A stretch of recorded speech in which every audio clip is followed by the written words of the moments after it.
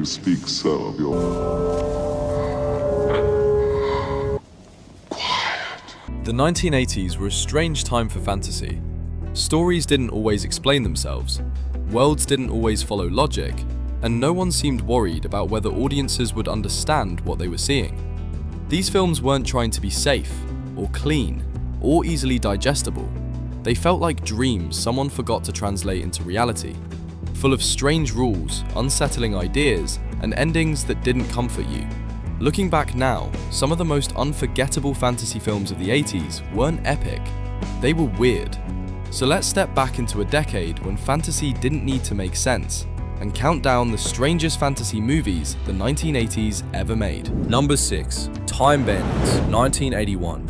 When Time Bandits was released in 1981, it was marketed as a family fantasy adventure. A film about imagination, history, and a child discovering the wonders of the universe. On paper, it sounds harmless.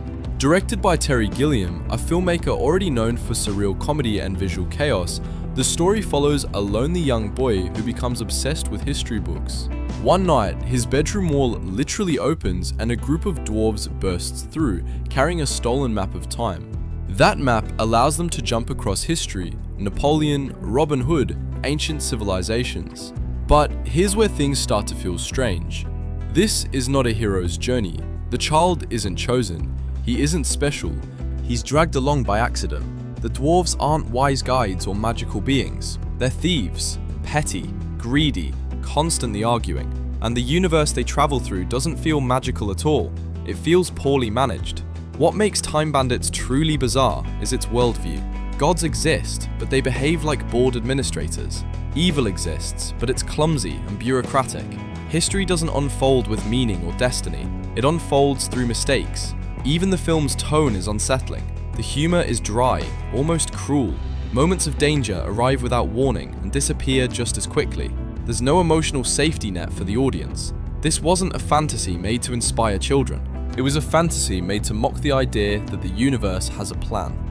And then there's the ending. Cold, abrupt, almost nihilistic. Instead of reassurance, the film leaves its young protagonist standing in the ruins of everything he trusted. No lesson is explained. No comfort is offered. That's what makes Time Bandits so strange.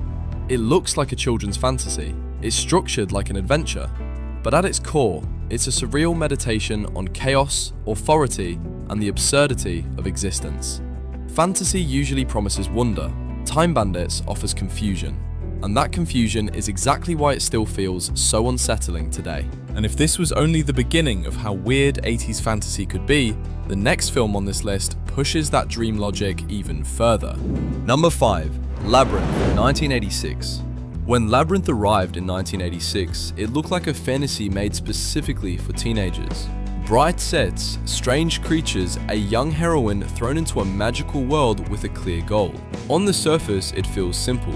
Directed by Jim Henson with music and presence from David Bowie, the film follows a teenage girl who accidentally wishes her baby brother away. He's taken by the Goblin King and she's given 13 hours to navigate a shifting maze and bring him back. That setup sounds straightforward, but the film never behaves that way. What makes Labyrinth strange is not its story, but its logic, or rather, its refusal to follow one. The maze doesn't operate like a physical space. Rooms rearrange themselves. Rules change mid-conversation. Characters lie, contradict each other, and speak in riddles that feel playful on the surface, but hostile underneath. Even time is unstable. Sometimes it rushes, sometimes it stalls. Sometimes it feels like it's mocking the heroine for trying to control it. Then there's the Goblin King. Played by Bowie, he isn't a traditional villain. He's seductive, performative, almost theatrical in the way he toys with the story itself. He doesn't want to destroy the heroine. He wants her to choose wrong. That's where the film becomes unsettling. This isn't a battle of strength or intelligence. It's a psychological negotiation wrapped in fantasy imagery. The creatures are whimsical, but they're never reassuring. They distract. They confuse. They derail progress. At every turn, the world seems designed not to challenge the heroine, but to disorient her. And that's what makes Labyrinth so strange. It feels less like a quest and more like wandering through someone else's dream. A dream built on insecurity, temptation, and the fear of growing up. The film was marketed to young audiences, but its themes are deeply uncomfortable. loss of control, sexual tension, the anxiety of transition between childhood and adulthood. There's no clear moral delivered at the end, no explanation for why the maze exists at all. The fantasy doesn't resolve itself, it simply lets you leave. And that lingering sense that none of it ever fully made sense is exactly why Labyrinth has haunted viewers for decades. But as strange as this dreamlike world may feel, the next film on this list abandons whimsy entirely and steps straight into something darker, deeper, and far more disturbing. Number 4. Legend, 1985. When Legend was released in 1985, it looked like a classic fantasy on paper. A pure world, a simple hero, a quest to stop darkness from consuming everything. Directed by Ridley Scott, coming off the visual mastery of Alien and Blade Runner, the film starred a young Tom Cruise as an innocent forest dweller, with Mia Sara as a princess figure and Tim Curry buried under layers of makeup as the embodiment of darkness itself. And that's where things immediately become strange. The story itself is almost non-existent. A unicorn is harmed, darkness spreads, the hero must restore balance. That's it. What makes Legend so bizarre isn't what happens, it's how little the film seems to care about explaining anything at all. The world has no clear rules. Magic simply exists. Evil isn't motivated by conquest or power. It exists because it wants to exist. Tim Curry's Lord of Darkness doesn't behave like a fantasy villain. He doesn't rage, he doesn't rush, he seduces. His presence turns the film into something closer to a gothic nightmare than a fairy tale. The imagery leans heavily into temptation, sexuality, and decay. Red skin, massive horns, a voice that sounds intimate rather than threatening. This is not evil you fight, it's evil you're invited to join. That invitation is what makes the film uncomfortable, especially given its intended audience. Legend was marketed broadly, even toward younger viewers, but its visuals feel openly erotic, symbolic, and psychologically loaded. The forest doesn't feel alive, it feels diseased. Even the hero feels out of place. He isn't clever or strategic, he mostly reacts, stumbling through a world that seems far more interested in its own imagery than in his survival. Ridley Scott treats the story like an excuse to build a dreamscape, an excuse to stage tableaus of light versus shadow, innocence versus corruption. And because of that, the film often feels detached from its own narrative. Scenes don't flow logically, they drift.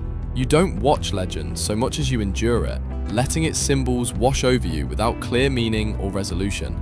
That's why the film remains so divisive. Some viewers remember it as beautiful, others remember it as deeply unsettling, but no one remembers it as normal. And if Legend already feels like fantasy losing its grip on storytelling, the next film on this list abandons traditional narrative altogether and turns fantasy into something far more intimate and disturbing. Number 3. The Company of Wolves, 1984. When The Company of Wolves was released in 1984, many audiences didn't know how to react to it. It was marketed as a fantasy, sometimes as a horror film, sometimes as a strange fairy tale retelling. In reality, it didn't fully belong to any of those categories. Directed by Neil Jordan and loosely inspired by Angela Carter's short stories, the film reimagines Little Red Riding Hood through a lens that feels deliberately uncomfortable. The story unfolds inside a dream, nested within other dreams, blurring the line between fantasy, memory, and subconscious fear.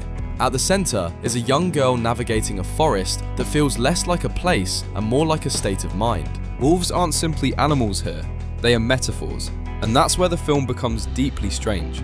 This isn't a fantasy about good versus evil, it's a fantasy about transformation, desire, and the fear of losing control over one's own body. The werewolf transformations are slow, painful, and disturbingly intimate. Bones stretch, skin tears, faces collapse and reform. There's no spectacle in it, just discomfort. What makes this film truly bizarre is how openly psychological it is. It doesn't hide its intentions behind adventure or magic. It confronts the audience with themes of sexuality, predation, and vulnerability. And it does so in a film that was still broadly accessible to general audiences. The forest feels alive, but not welcoming. Villages feel ritualistic. Stories are told inside the story, each one darker than the last. There is no stable reality, only warnings. Unlike most fantasy films of the era, The Company of Wolves refuses to guide the viewer. It doesn't explain its symbols, it doesn't soften its implications. You're expected to sit with the discomfort. Even the tone is deliberately off-putting. The pacing is slow, dialogue feels formal and unnatural. Characters speak as if they're reciting folklore rather than living it. This creates distance, and that distance makes everything feel colder and more unsettling. The film wasn't made for children, but it also wasn't made for traditional horror audiences. It exists in an awkward space where fantasy becomes a vehicle for examining things people usually prefer not to name. That's why it remains so divisive. Some viewers find it fascinating, others find it nearly unbearable. But almost everyone agrees on one thing. It doesn't feel like it should exist the way it does. Fantasy is usually meant to comfort. The Company of Wolves does the opposite. It turns folklore inward and asks what happens when the monster isn't outside the forest, but inside the person walking through it. And if this film already feels like fantasy collapsing into psychology, the next entry goes even further, stripping away metaphor entirely and replacing it with pure, sustained nightmare logic. Number 2. Return to Oz, 1985. When Return to Oz was released in 1985, audiences expected a return to comfort, a brighter sequel, a nostalgic continuation of a beloved fantasy world. Instead, the film opens with Dorothy being institutionalized. Before magic appears, imagination is treated as a problem. Doctors discuss electrotherapy. Adults speak calmly about curing fantasy itself. That opening alone breaks one of fantasy's oldest rules. Fantasy worlds are supposed to rescue children from reality. This film suggests imagination is what got Dorothy punished in the first place. That reversal is where the strangeness begins. Directed by Walter Murch, whose background was in editing rather than traditional storytelling, Return to Oz feels assembled with an editor's cold logic rather than a storyteller's reassurance. It stars Fairuza Balk, whose withdrawn, almost numb performance removes any sense of childlike wonder. When Dorothy returns to Oz, the world hasn't grown, it has decayed. The Emerald City is empty, its ruler has been turned to stone.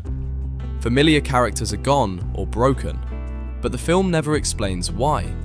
It doesn't treat this collapse as a mystery to solve, it treats it as a fact. That's the second layer of its weirdness. Fantasy usually invites curiosity. This film refuses it. The villains are even stranger. Princess Mombi doesn't want power or revenge. She collects human heads because it pleases her. She changes identities without emotion, without explanation, without consequence. Her evil has no motive, it's procedural. The Wheelers aren't monsters or warriors. They exist only to chase, humiliate, and torment. Not dramatically, casually. This creates a world where cruelty isn't exceptional, it's normal. And that's the third rule the film breaks. Fantasy usually frames evil as something to defeat. Here, evil is simply part of the environment. Even Dorothy is never truly protected. No mentor arrives to guide her, no rules are clarified. She survives not because she understands the world, but because she keeps moving through it. The ending restores Oz on paper, but emotionally, nothing is healed. The film never apologizes for what it showed you. That's why Return to Oz feels so deeply wrong. Not because it's frightening, but because it treats imagination as fragile, dangerous, and easily erased. It's a fantasy film that doesn't celebrate childhood. It questions whether childhood itself is safe. And once you notice that inversion, every scene feels quietly hostile. Fantasy usually invites you in. Return to Oz lets you leave, but never tells you that you're okay again. Number 1. The Dark Crystal, 1982. When The Dark Crystal was released in 1982, it barely resembled any fantasy film audiences had seen before. There were no human characters, no familiar faces to anchor the viewer, no comforting point of identification. From the very first frame, the film feels alien. Directed by Jim Henson and Frank Oz, creators best known for warmth and humor, The Dark Crystal does something deeply unsettling. It builds an entire fantasy world that feels ancient, exhausted, and already dying. The story itself is deceptively simple. A fractured crystal, a prophecy, a lone figure meant to restore balance. But the way that story is told is where the strangeness truly begins. This world does not operate on moral clarity. It operates on decay. The Skeksis, the film's primary antagonists, do not conquer or destroy out of ambition. They drain the life essence of others to delay their own physical collapse. Not to live better, just to rot more slowly. That detail changes everything. Fantasy villains usually want power, control, or domination. The Skeksis want time, and they know they're losing. That makes the entire world feel terminal. What makes the Dark Crystal profoundly strange is that evil is not an external threat. It is built into the biology of the world itself. The mystics, the Skeksis' counterparts, are not heroes or guides. They are passive, resigned, willing to endure suffering rather than resist it. There is no side that feels fully alive. Even the protagonist is unusual. He isn't confident. He isn't particularly capable. He survives mostly because the world hasn't finished collapsing yet. And then there are the creatures. Not costumes, not digital effects, physical beings with weight, texture, and breath. Because they are puppets, their movements are slightly off. Too slow, too deliberate. They blink too long. They stare too hard. Your brain never fully categorizes them as fake, and that creates constant unease. But the deepest layer of weirdness lies in the film's worldview.